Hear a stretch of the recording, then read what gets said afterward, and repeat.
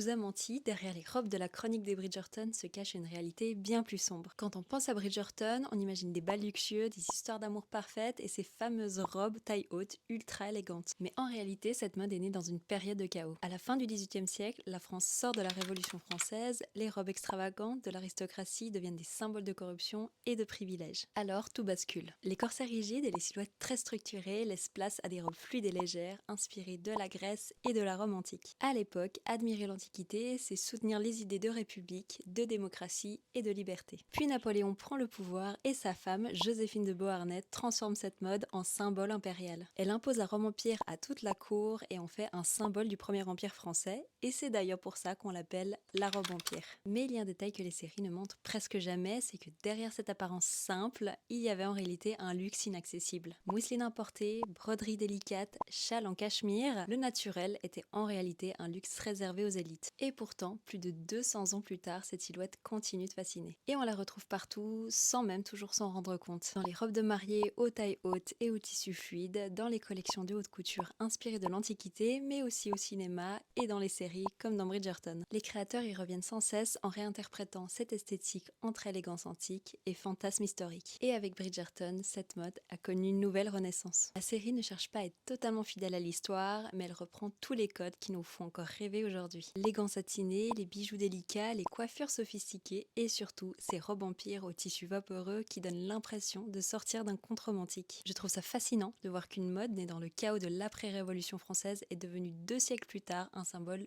universel d'élégance et de romantisme. Comme quoi, derrière certaines tendances qu'on trouve belles ou romantiques, se cachent parfois des histoires de pouvoir, de politique et de souffrance. Et si cette vidéo t'a plu, n'hésite pas à partager et à commenter.